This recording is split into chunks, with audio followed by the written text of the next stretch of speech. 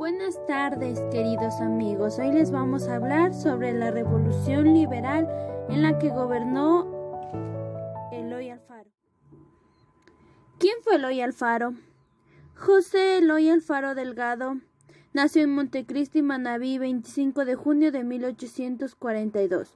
San Francisco de Quito, 28 de enero de 1912. Fue presidente de la República del Ecuador en 2 ocasiones, en periodos que comprenden entre 1895 y 1901, y 1906 y 1911, general de la División de Ejército del Ecuador desde 1895 y líder de la Revolución Liberal Ecuatoriana, 1895 y 1824, por su rol central en las batallas de la Revolución y por haber combatido al conservadurismo por casi 30 años. Es conocido como el viejo luchador. La Revolución Liberal del Ecuador. La Revolución Liberal del Ecuador fue un proceso de transformación política y económica dentro de la República del Ecuador. Se estalló el 5 de junio de 1895 en la ciudad de San Francisco de Guayaquil con el desconocido del gobierno nacional por parte de las autoridades locales, provocando un enfrentamiento entre las oligarquías. Los rebeliones auspiciadores por la banda guayaquileña y los agroexportadores del litoral fueron liberados por el general Eloy Alfaro, quien luego de ser proclamado jefe supremo del Guayas, inició una campaña militar que terminó con la rendición del gobierno nacional conservador, presidido de forma interina por Vicente Lucio Salazar en Quito.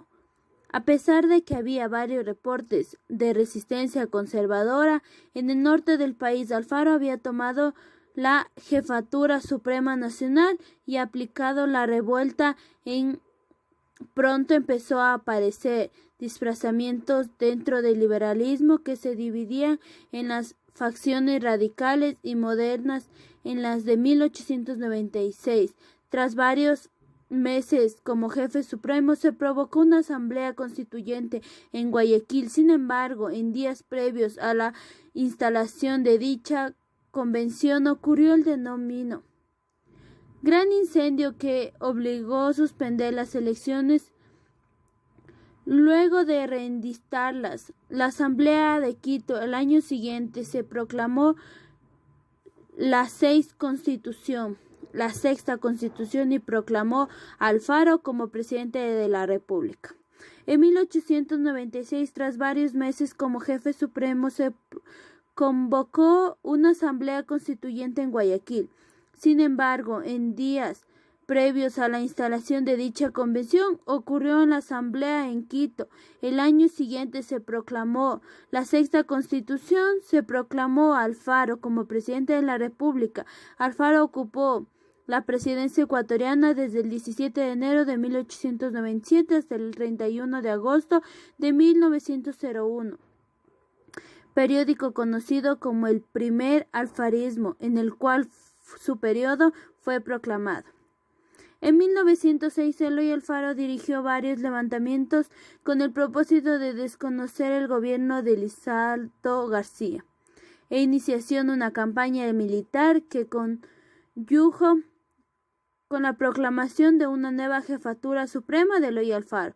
El segundo alfarismo inició constituyente, se redactó la séptima constitución establecida de Eloy Alfaro.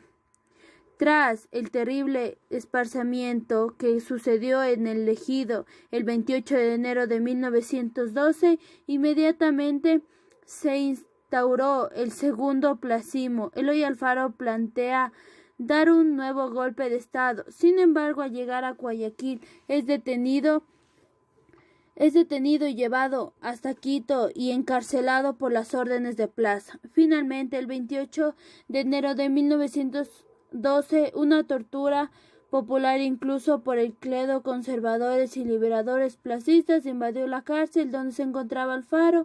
Familiares y coedarios los lincharon y dispararon, mientras que Alfaro fue arrastrado por las calles de Quito y finalmente incinerado. Con la muerte de Alfaro, Plaza se afirmó en el poder. ganando las elecciones de 1912 y contando con el apoyo de la selección bancaria. Sin embargo, se enfocaron en permitir la revolución en Quito cultural. Las consecuencias de la revolución liberal. Su trayectoria obra, la indurable proyección nacional, es sobrevivido y las pruebas fehacientes del valor de los ideales por lo que luchó. Nada arredó jamás el viejo luchador, pero los errores políticos luego de su segunda presidencia crearon un estado de fermentación social que acabó con él y con sus más cercanos allegados. Al concluir el segundo mandato de 1911, Alfaro fue depuesto, pero regresó de inmediato a la lucha armada. Por eso fue arrastrado en Guayaquil el 28 de enero, y ese mismo día fue arrastrado a Quito justo con sus cercanos colaboradores, Medado Alfaro, Fabio Alfaro, Ulpiano Páez, Manuel Cerrado Renda y el periodista Luciano Coral.